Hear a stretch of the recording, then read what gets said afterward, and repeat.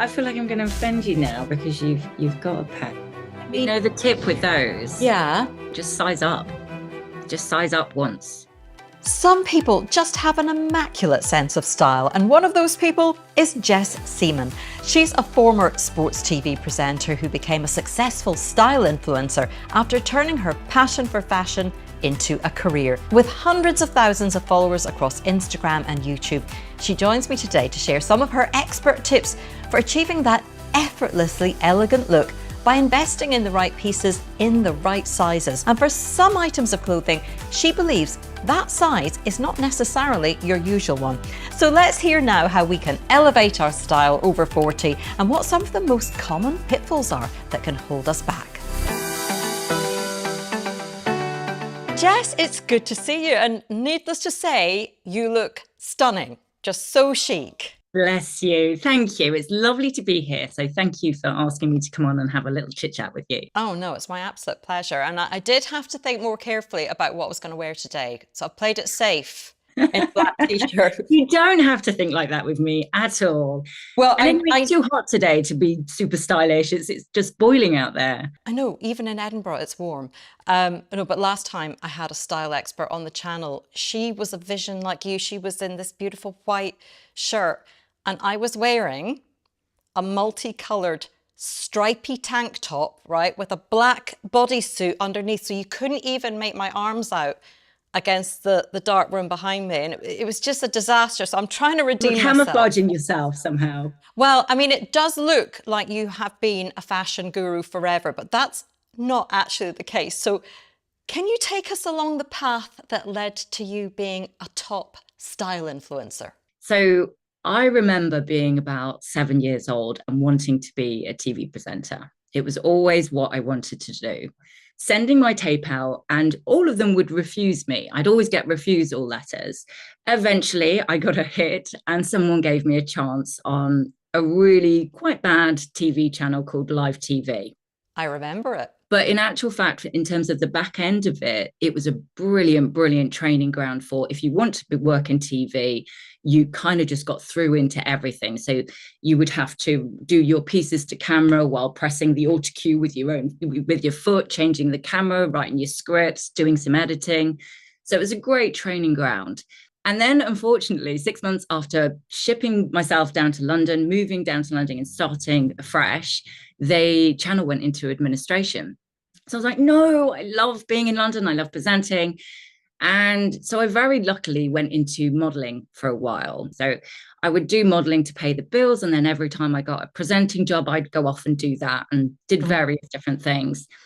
And eventually I, through a windy road of my 20s, ended up on Sky Sports, presenting Sky Sports News, which for those who know me well, my knowledge of football is quite funny because I am not into football in the slightest whatsoever. So did you blag that one in the interview and go, oh, I've had a lifelong passion for football?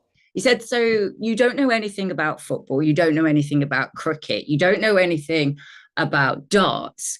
Why should I hire you? And I remember saying, because I'm a really good presenter and I'll pick it up, which is really kind of cocky, actually. Like it. But he was like, go on then, I'll give you a shot. And I threw myself into this job. And I think I learned that you do need to love the subject matter as much as presenting as well, because it's very hard to keep it up and talk about something that you're not very interested about. So being involved in the fashion industry, from modeling, always being on set and meeting stylists, that kind of creative world was definitely where my heart was at. Long story short, moved back up north from London, had our children, started a candle company.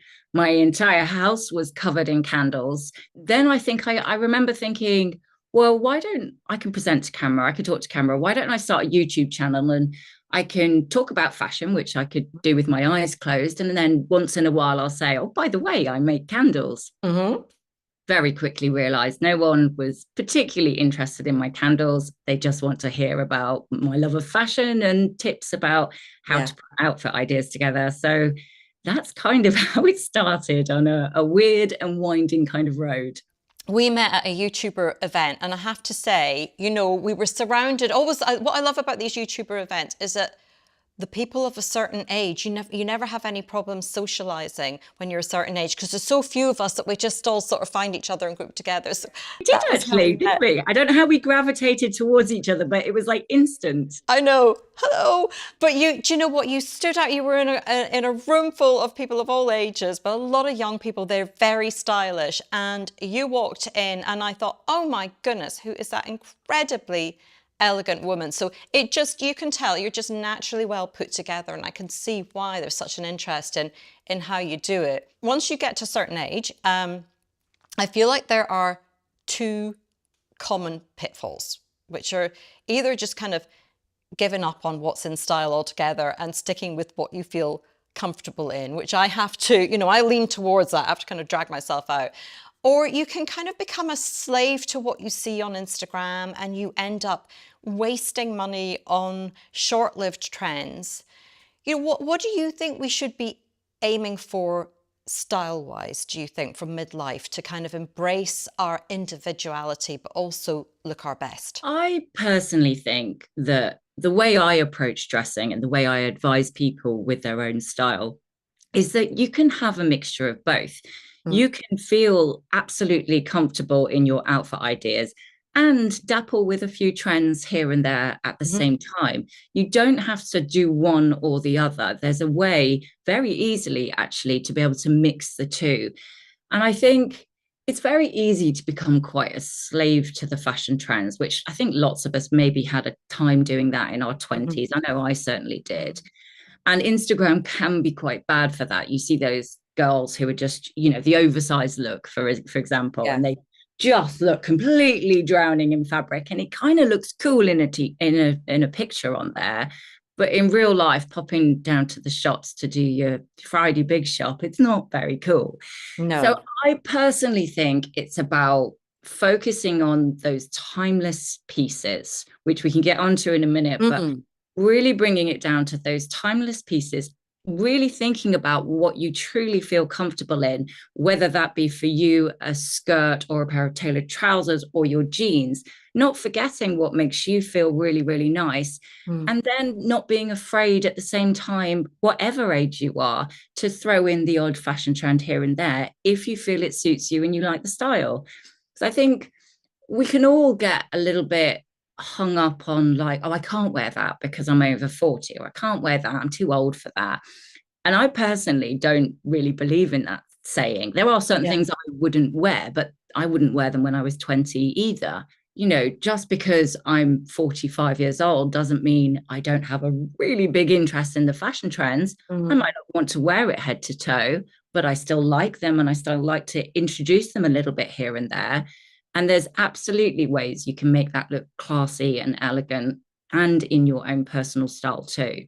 Are there some common mistakes, do you think, that we can make that are particularly unflattering? When you mentioned the kind of oversized, that's an easy one sometimes, isn't it? Especially if you're sort of going through a phase where you're not feeling so good about your shape. It's easy to kind of go, right, I'm just going to put something kind of big and floaty on. What are some of the most common mistakes that you see? Try not to buy into every single trend, because not every single trend is going to suit every single person and everybody's different body shapes. So I would, for instance, the new fashion trends are coming up. Feathers are one of them. Probably not for me, worth mentioning it for somebody else. Maybe it might be their cup of tea. Incorporating feathers into clothing or accessories or just everything? Anything and everything, a little sprinkling of feathers, even a little bit on your bag. You could do it in a very mild way and just have some sort of little detailing. It's probably not one of the fashion trends I would personally go to, because on the flip side of that, a very ladylike Jackie Onassis kind of look is also coming in fashion for autumn winter 2024. So that's probably, I'll go, well, that's not really going to suit me, but I'll veer towards that one instead, because that's more my cup of tea. And I dress like that quite naturally anyway. So I know it's going to suit me. So I think it's about twisting, in terms of trends, twisting the trends to make them suit you and your true personal style. And if it won't work, don't try and shoehorn it in. If it's not working, say, okay, that one's just not really for me. And then on the flip side of that as well, I think thinking about your body shape is really important, which I talk about a lot on my channel. And what suits me might not suit somebody else, might suit somebody, it's we're all very different shapes and sizes. And also, I think as well, it's important to think about the balance of your outfit. So, for instance, if you really love your skinny jeans still, if you're really into skinny jeans, I probably wouldn't wear that with big clumpy shoes on my feet and a tight top. Because if you imagine it, you're just making one straight shape, and then these big giant shoes, which were really popular for a while on your feet. You're not sort of giving any contrast with that shape. So for me personally, I would probably style that skinny leg of the jean with a pretty ballet flat, make it look a tiny bit Parisian, a little bit of a French vibe going on. I'd probably add a belt, give my waist a bit more definition. And then for contrast to that skinny, wear something a little bit bigger on my top half and a billowing pretty blouse rather than anything too tight, so that you're thinking about that contrast, that high-low approach. I think that's an easy way to twist things on their head to make them work better. I don't believe there's any right or wrong in fashion. And I really dislike those videos that are like, don't do this, do this, because it might actually work for somebody. It might be how they like to style an outfit. But I like to give people an option of, if that isn't your cup of tea, maybe try it like this. Well, I mean, I went through years of wearing the skinny jeans, and that was just like my wardrobe uniform. And then all of a sudden they were out. And I remember getting into the car with a friend to give her a lift to the restaurant we were going, and she was like, "Oh, you've still got skinny jeans on, they're gone now. You've got to wear the wide leg trousers and all the rest of it." And I thought, well, do I? But over time, they've definitely been phased out. Is that a fashion crime, the skinny jeans now? Because a lot of people still wear them and look great. A lot of people do. And to be honest, I think I'm personally not really reaching for them at the moment. However, I think if they really suit you, and again, it harks back to what you feel comfortable in, if they really suit you and you feel really nice in them, wear them. Ignore what is on trend or not on trend, because that is obviously your personal style. And anyone who says, "Oh, they're out of fashion, why are you wearing those?" it's just nonsense. They make you feel good. You can bring the rest of your outfit up to date with the other elements you add in, and sprinkle a khaki jacket that's going to be big this autumn winter with your skinny jeans. So you're giving a nod to the trends with your item on your bottom half that you feel really comfortable in.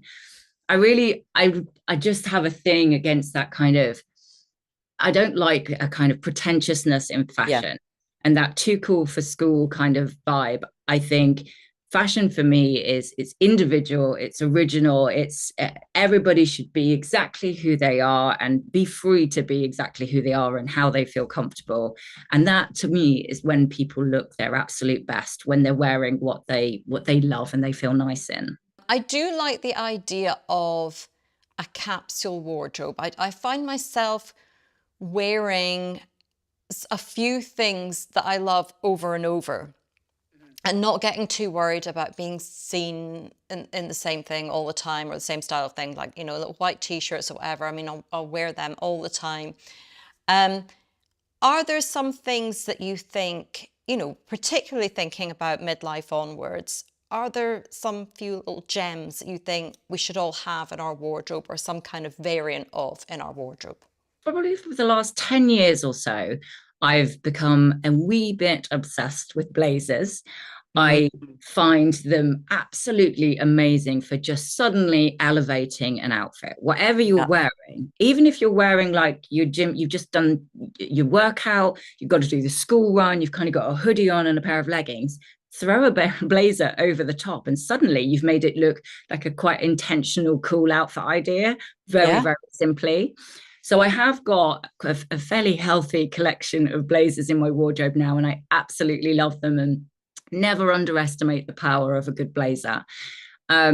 I also think invest in a really high quality, simple white t-shirt or black as well, if you particularly wear a lot of black.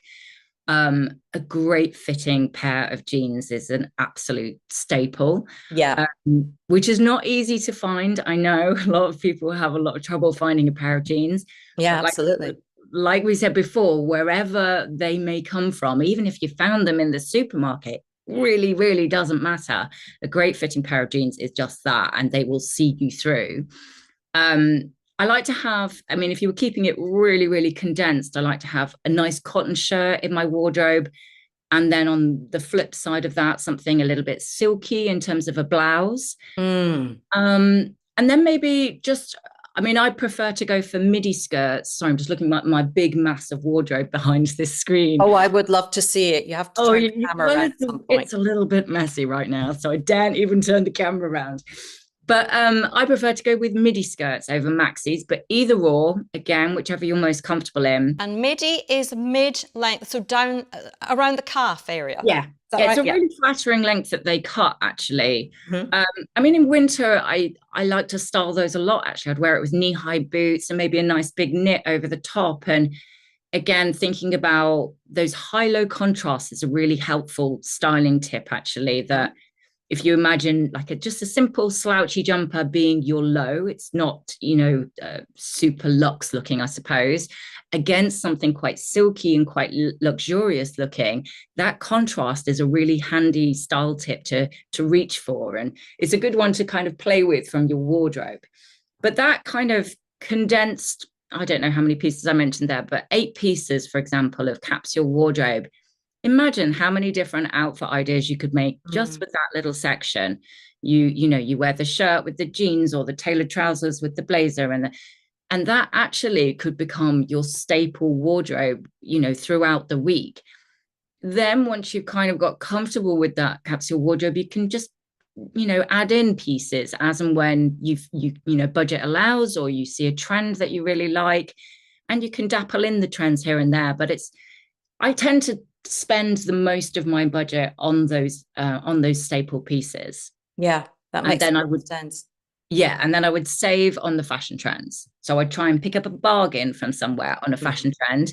It's going to go out of fashion probably more than likely 6 to 8 months' time. Not going to spend a lot of money on it, but I would save those pennies and buy the nicest quality blazer I could afford, or a really high quality t-shirt, because I'm going to wear those on rotation. The white shirt that you have on today is stunning, and it reminds me that you just can't go wrong in a white shirt. I need to invest in more of these in my wardrobe. On the flip side of that, I wear a lot of black, and somebody did say to me that they felt that black was quite aging. Do you have any view on that? It's one of those old-fashioned style rules. And again, a little bit like any kind of snobbery in fashion, I'm not keen on those kind of fashion rules, because I think it's so different for everybody. Yeah. I wear black. I like black. I like black in summer. I've got a few really pretty black summer dresses. I mean, it's a little bit like we never wear black and blue together. Black and blue is one of my favorite color combinations. I love it. So I try not to delve too much into those fashion rules, because we're all individual. And I think your skin tone looks lovely with black. I don't think it's aging. There was me fishing for the for the compliment. Well, you've got it. You look lovely. Thank you. In the bag. Yeah. So I think they say a lot, and I think you have to take a certain amount of it with a pinch of salt and just kind of go, okay, thank you for your opinion. I'm going to do what I like anyway, Yeah. I don't buy into too many of those rules. And coming back to the blazer, I have quite a lot of kind of tight, quite fitted blazers. And I never seem to find, I see other people in those kind of more relaxed, kind of 80s, a little bit of a roll-up style. I mean, the tip with those. Yeah. You know what you need to do? Just size up. Just size up once. Size up with the fitted ones. Yeah. Even a fitted, all of my blazers are a size up. All of them. Oh, gosh, I very, very rarely would go for one true to size, because I don't, See, again, I don't need the shoulders to fit perfectly on the seam. I quite like it to just sit a little bit lower. It makes it feel a bit more, just a bit more relaxed. I suppose quite French style, actually, just like a throw on blazer, but you can still look elegant with a throw on blazer if you haven't gone extreme oversized. Um, I mean, I don't know if, can I grab something to? Yeah, please do. Yeah. So this is one of my absolute favorite blazers. Right. It's just plain navy, really nicely made, really beautifully tailored. I went a size up with the 40 and it just fits in the most perfect. It just has that exact thing, that slouch, little bit kind of sexy in a way, actually, which is bizarre for a blazer, but it's got a little sexy French edge to it, which Suzanne do very well. And that blazer I would literally wear over the top of almost all of my outfit ideas. But a sort of default setting for me would be maybe in springtime, a tank top, a blazer, great pair of jeans, and a belt. I mean, it doesn't have to feel, or it certainly shouldn't feel overdone. You don't have to overthink it, but just having that one element of a beautifully tailored blazer with a very, very simple outfit of a vest or a t-shirt and jeans suddenly makes it feel really well put together. Can we see that on, Jess? Would you mind? Yeah, I'll show you on. Oh yeah, I see what you mean around the shoulders. Now you see, I would have gone to the store and thought maybe that was a bit big because but it looks great on you. What I tend to as well, I don't know, it's just a bit of a style habit, I suppose. I always shimmy the sleeves up to the elbows. I feel uncomfortable wearing it just so. So it's a bit more natural. Push up the sleeves. I mean, people will say, how do you get them to stay up all day? I don't know if I've got fat arms or something, but they never seem to come down. So, but you can use a little bit of elastic to hold up the sleeves. But I just think that looks really relaxed. It looks casual, but it still feels elevated at the same time and feels elegant. Yeah. So I've actually got this exact style in a couple of different colors, because that's the other thing. When you find a style and a fit that really suits you, it's worth, when you can, when budget allows, or when there's a sale or whatever, invest in another color.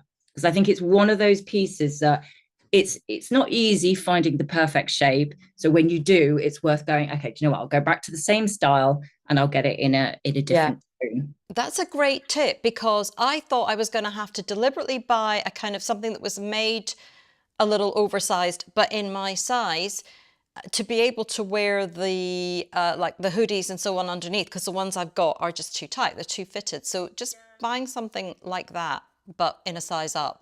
Perfect. Something quite masculine looking is quite helpful as well. I'll just show you this one other one. I think with blazers, you could either go down that route of say like Reiss are particularly tailored blazers. They're very sort of, when they've given it a bit of a waist kind of action, I think that can look a little bit too not twee, that's not the right word, but it feels a little bit restricting. Well, it's a Reiss blazer that I have in black that I mean, it's very kind of very well made blazer, but it's quite restricted, like you say. It's pretty tight. It's a tough one with them because their blazers are beautiful. They are beautifully made, really, really high quality, but they're all so tailored. There's no movement. Yeah. Absolutely. Very in waist. Whereas somewhere like, so the Suzanne one, or this is from COS, actually. Can you see that clearly? COS, I love COS, and they're a little bit more androgynous looking, a little bit more masculine.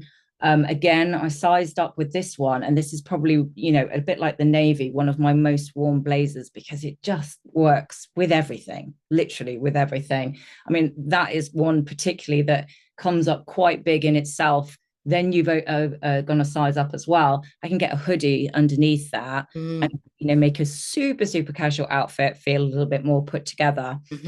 I know the oversized look isn't for everybody, but I think it's it's like a little sprinkle of it here and there. Just one size, not going silly, can actually make the world of difference. It can actually make you feel like you're creating the look you had in your head.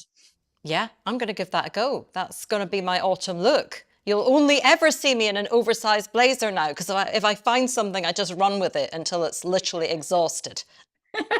I'll send you some links of my favorite blazers that I've seen Yes. about the high street. You can pop them in the description for everyone. Perfect. But there's a few different places I would go for blazers because, you know, I've become a little bit obsessed with them. Yeah, well, do you know, it's so interesting you said Cézanne, and doesn't this happen in life that somebody mentions something to you and then you hear it everywhere? Last night, I was around seeing some friends, and one of them said to the other one, she had a little striped t-shirt on. She went, "Oh, is that the Cézanne t-shirt?" And I was like, "What's this, Suzanne? Suzanne what?"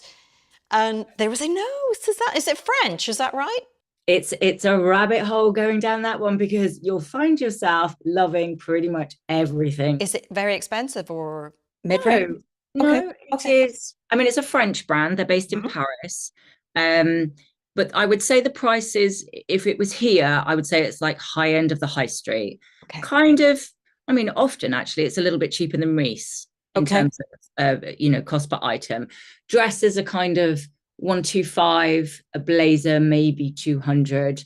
Okay. T-shirts are £30. So we're not, you know, we're not talking silly. And the quality is amazing. Quality is Right. beautiful. And Okay. everything's one of my favorite brands actually, but everything's got, it's practical. It's what you need. It's the perfect blazer, but it's got a little bit of a French twist. And I just love that little, you know, Jane Birkin sprinkle. Yeah, absolutely. within those outfit ideas. Well, I want to do something a little bit fun just now. I mean, we talked about skinny jeans already, but you know, there's some things that the fashionistas are just, that is so wrong. And then somehow they make a comeback, and I never know where we are with these individual things. So, first of all, Uggs. I can't stop wearing them in winter. Every year I go, I'm not going to wear them again this year. And then the chill comes and they're straight back on the feet. What do you think about Uggs? Oh, I feel like I'm going to offend you now because you've got a pair. I'm unoffendable. It's just as well. In living with 3 boys in my home, I have become unoffendable. Oh yeah, I know that feeling. They just tell you like it is, don't they? Absolutely. I don't have any Uggs. I don't wear them, but that's not to say I don't like them, and I do get the practicality of them, and they are ridiculously warm for your feet. However, it annoys me that everybody I ever see wearing Uggs, they've slopped at the back. So if you watch someone from behind walking in Uggs, the back, it just goes down into the inside of your foot. They look really sloppy. No one can quite walk straight in them, and they just end up looking a little bit too slouchy for me personally. Yeah, well, you've put me right off. This might be the year that they go.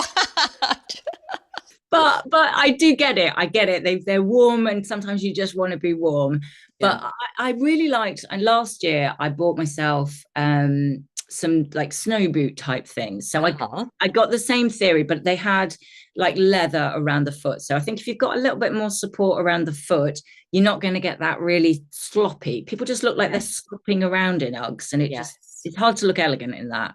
Yeah, I think that's fair. And I was actually looking at little snow boots the other day. So this could be the year. I'll send you the picture if I go for it. Yeah, do. How about Crocs? Oh, Crocs. I've got a son who lives in Crocs, but I've got him the ones, they're not the standard ones. They've got the kind of white trim. They almost look kind of trainerish. My boy, my youngest, is obsessed with Crocs. And I know it came back round again. Everybody's wearing them again. I personally don't wear them, and I probably wouldn't, but I see again the practicality of them. I think they look cute on kids. Yeah, when they're dinky Crocs, and what is it they say? They put them into sport mode or whatever, and they feel really, you know, cute in them. And I get that, but I mean, I'm actually funny about anything that's super round toed. I just don't find that very It's not that flattering. Yeah. Like, even I've got a pair of ankle boots that I wear in winter that are kind of round toe, and I always feel much more elegant and elongated when I wear pointed instead. So I kind of think it's about keeping the line of your, if you want to sort of lengthen yourself out, keeping that line running down to your toes. If you've got a pointed shoe, it keeps the line running all the way down to the toe. If you've got quite a heavy, like Crocs are really heavily round toed, it just kind of stops in a clump of shoe. And it's very hard to make that line feel seamless all the way down. So probably for that reason, I don't really wear Yeah. them. Oh, that's fair. Sandals with socks, which at one point would have been a huge no. I mean, when we were kids, my sister just used to lose her mind over my dad appearing with his stick white legs and then the socks and the sandals, but he would not take those socks off. And then one day he was shaking a Sunday Times style magazine at her a few years back and saying, they're in, you know, are they in or out? I actually really like that look. And I know that's probably not a popular opinion, but I tell you my favorite look. And it kind of was in fashion, maybe when I was sort of 20, was a thing about wearing high sandals, like nice going out shoes, open toe, with pop socks of some description. But the pop sock, I can show you my foot, needs to finish just sort of as your calf begins. That's the most flattering point to have it finished. Okay. You kind of shimmy it down a little bit. And I've seen a resurgence of that back on the catwalks again for autumn winter. It never really goes away with the big fashionistas because they love that look, and I really like it. I think it looks cool. Right. But I've got some sparkly pop socks that I would wear with my sandals. But it's not for everybody, I know, but I know the look. I can see the look, and I'm inspired to try it because sandals with a heel hurt my feet. So that might actually just be the practical and stylish solution.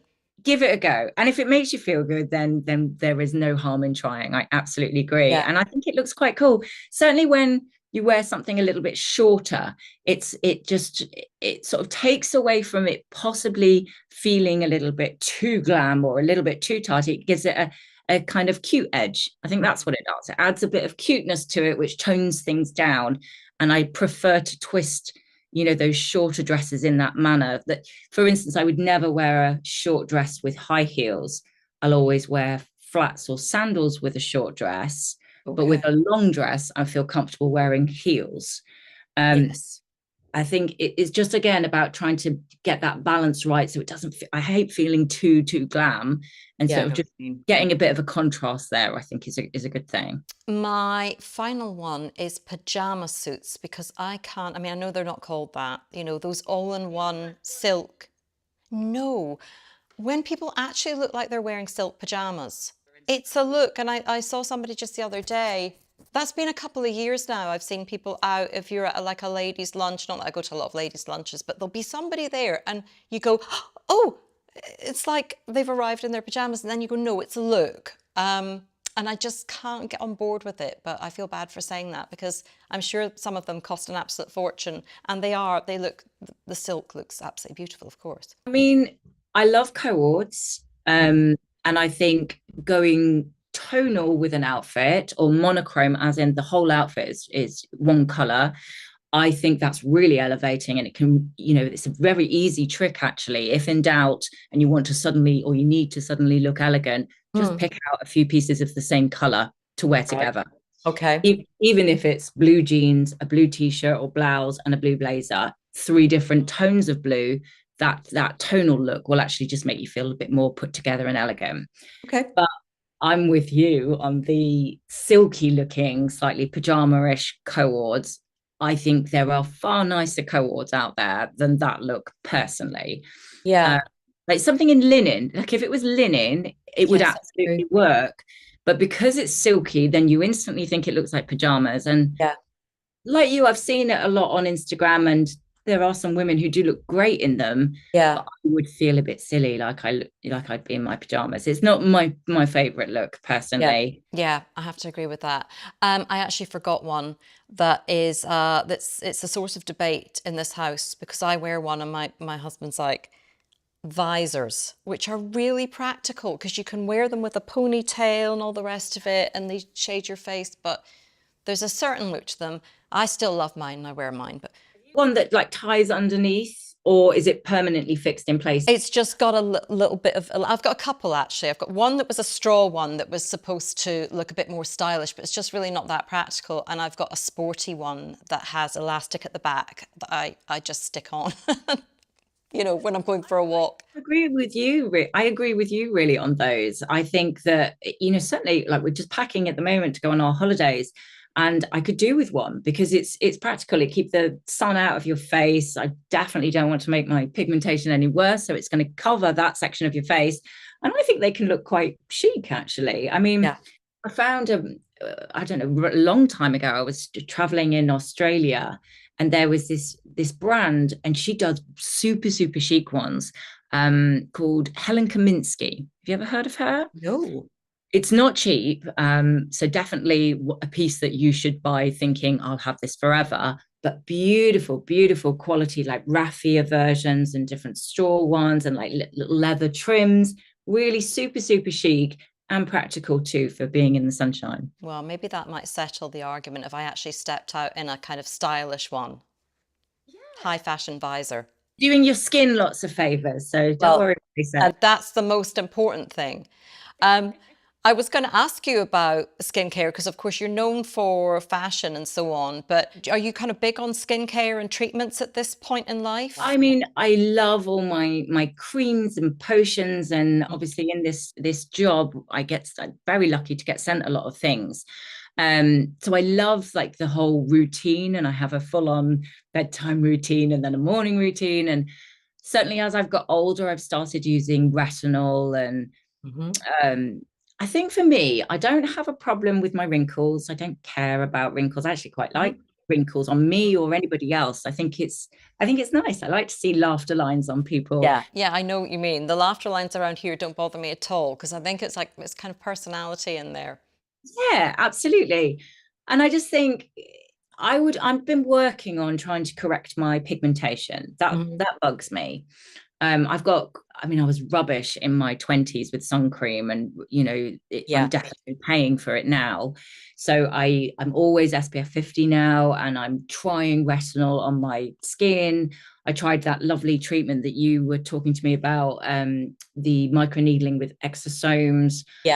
I thought, in the end, I thought that made a massive difference. Really? Yeah, I use that, and I use the red light therapy mask. Yeah, those two things are great, absolutely. Just for skin health, that's what I talk a lot about. It's not so much, all my lines are gone. It's more the health and balance of your skin that is improved with these things. So it's subtle, but I think longer term, that's what really starts to make the difference. Yeah, I mean, the two of those combined, and perhaps because I did them similar timing, people kept going, "What have you done to your skin? Have you had filler? Because you look like you're glowing here." And I was like, "No, honestly, I haven't. Not in my cheeks. I had a disaster with my lips, which I'll tell you in a minute. Okay. But I'd had nothing here at all. I think it was just the combination of those two was making me really glow." Yeah. So although I'd previously, in the past, and certainly never religiously tried Botox, I was kind of a bit like, I don't even know why I'm doing this, because actually I don't mind my wrinkles here. Yeah. It's a bit of a pointless exercise. So I stopped. But I don't, no judgment from me, anybody who does, because I think each to their own, if it makes you feel comfortable. And and I had a particularly bad experience with a little bit of lip filler recently. So I would never, ever, ever. Did you have to get it dissolved, or because your lips look great? What happened? Nightmare. I don't know what possessed me. So my husband was doing a gig in Belfast, and I actually think I'd cut my fringe. So the fringe looked bad.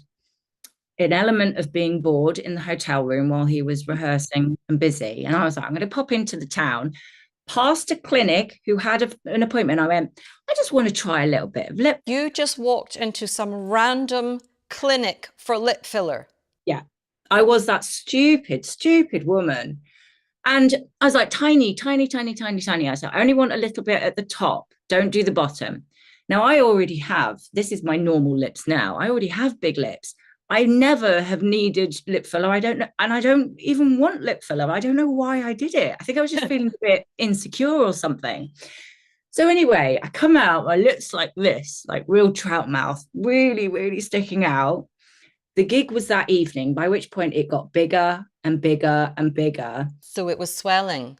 Yeah, the swelling was insane. By the next morning, I looked ridiculous. And I had YouTube things to film. No. I thought, I can't, how can I do it? I look ridiculous.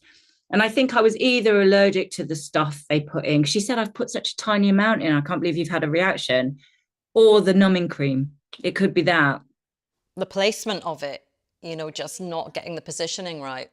So it hurt. I didn't like the look of it, and it swelled, and I wanted it to disappear, and it was expensive. So all in all, not a very successful experience with lip filler. Yeah. That I would never advise anybody do. Stupid. Well, you know what? I talk about this a lot on the channel because it always comes back to whatever treatment, it's the practitioner. It's finding the right medical practitioner, because unbelievably in this country, people can give injections that don't even have they're not doctor, nurse, dentist. It's absolutely crazy because so much can go wrong with it. Serious stuff can go wrong with it.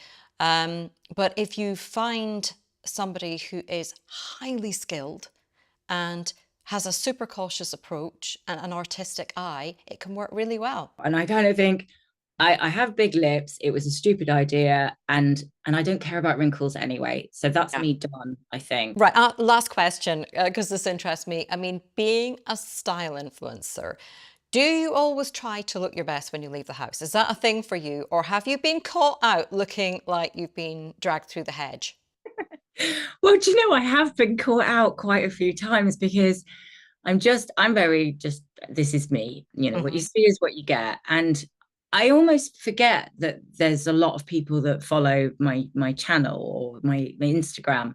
And so if anyone sort of comes up in the street, I kind of think, oh, how do I know you? Did I meet you at a party? And then, oh no, I watched your channel. And oh, okay, that's exciting. And I think I'm more chuffed that they recognize who I am. I find it really flattering, and it's exciting as well, you know, that it's easy to forget when you're filming in your room and, you know, showing your outfit ideas.